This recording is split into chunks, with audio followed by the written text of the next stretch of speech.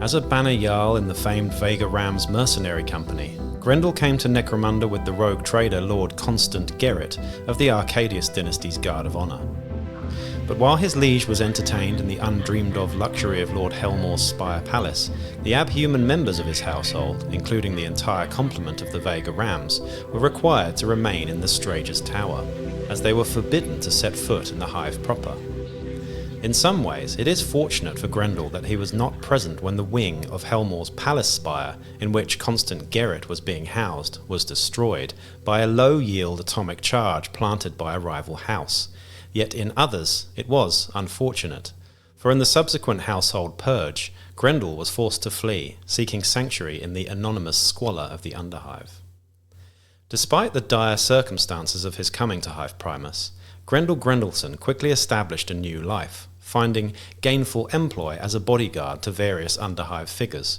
At length, he earned the right to practice as a sanctioned bounty hunter, and now serves any master who will pay his fee. Grendel is famed for protecting his charges from their rivals and subsequently claiming the bounty on the would-be assassins' heads, and so far there has been no shortage of foolhardy, eager to test his skills and his infamous hammer. Hello there, and welcome back to Wellywood Wargaming. My name is Damon, and this is the series where I'll be giving you bite-sized videos on every single Dramatis Personae and hired gun in the game of Necromunda. Before I get started though, please do like, share, subscribe, and check out the Patreon as well if you'd like to support me even further. So Grendl Grendlsen here, the first squat that was released inside the game of Necromunda and outside of the 40k universe in quite some time actually. And this guy, compared to the squat prospectors, is a very, very different vibe and a very, very different aesthetic. Of course, the other thing that's worth bearing in mind here when I do these sort of earlier bounty hunters and Dramatis Personae is they have been subjected to quite a bit of power creep. If you go back, look at my last video on Gorshiv Hammerfist and compare it to this guy, there's quite a bit of difference, I'm sure you will find. So unfortunately, these guys just aren't quite as good as they probably should be. However, Grendl Grendlsen here, let's talk about him. A really interesting looking model from Forge World. I love this model, I've got it myself. I haven't actually painted it up yet. I primed it, but never actually painted it up. I will do at some point. I'm just trying to figure out exactly how I go about painting it. But a really nice miniature. We've got a bolt gun in one hand and a power hammer in the other.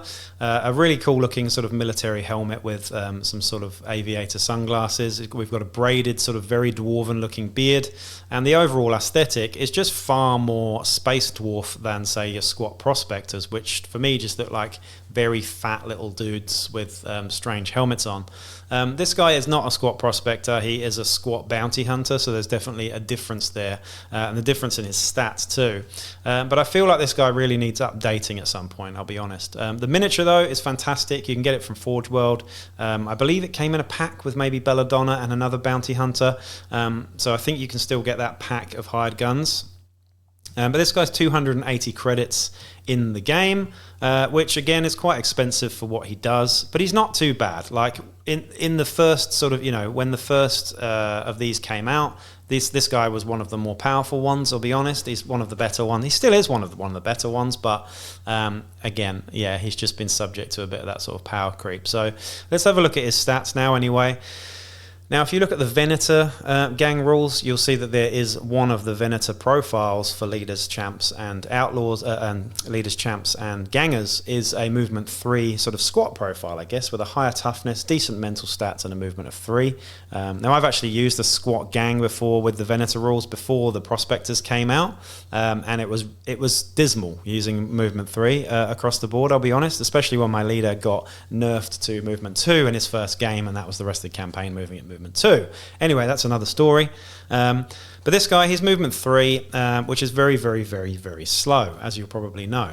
He's weapon skill 3+ though, which is much better, and he's got a ballistic skill of 4+, which is average. A strength and toughness of 3, which is pretty strange. You'd expect a squat to be toughness 4. So honestly, you look at the stats here and you're already wanting to change a few things, bringing him up to movement 4 and making the toughness 4 as well would be really helpful. He has, however, got 3 wounds though, which is excellent. An initiative of 5 up, which is typical for your squat prospectors too. Only 1 attack though as well, which is not great. A leadership of 5+, a cool of 7+, a willpower of 5+, and an intelligence of 5+ there as well. So decent mental stats. The cool's a little bit underwhelming there, though, I must say. In terms of the skills, though, we get Combat Master, Iron Jaw, and Nerves of Steel. Nerves of Steel is fantastic, but when you've got a cool of 7+, it's just not quite that great. Iron Jaw, fairly useless most of the time because usually people are attacking you with weapons with AP. And we've got Combat Master as well, meaning that this guy can fend off multiple assailants in close combat if need be. He's got a bolt gun, fantastic. A power hammer, pretty good. And frag grenades, also an armoured undersuit and flak armour there as well. So he's got a 4-up save against blasts, 5-up normally. So yeah, he's fairly underwhelming overall. He's not bad, he's not good. What makes him better, I suppose, is the fact that he's got, well, Nerves of Steel and he's got a bolt gun and a power hammer. You know, those are two fairly decent weapons there, but his stats just really aren't very good, apart from maybe the wounds of 3. For 280 credits, this guy's a little bit of a rip-off. He really needs updating. His rules really need updating, as do the Venators in general, if I'm honest. But, you know, that is Grendl Grendlsen. There's not really a lot more I can say about that, but I think back in the day when this guy came out, you probably would have put him in the upper tier of things in terms of bounty hunters. He's now kind of slid down to near the bottom, really, if I'm honest. He's certainly not at the bottom, but he's not great. He's better than some, but he's not as good as any of the newer ones, unfortunately. But the model's great. It's worth having the model. Even if you don't use the model as Grendl Grendlsen, you could certainly use him in a gang of Venators or bounty hunters or as an outcast leader as well. It's a great enough model to want to have and own anyway. Anyway, that's it for Grendl Grendlsen. Peace out.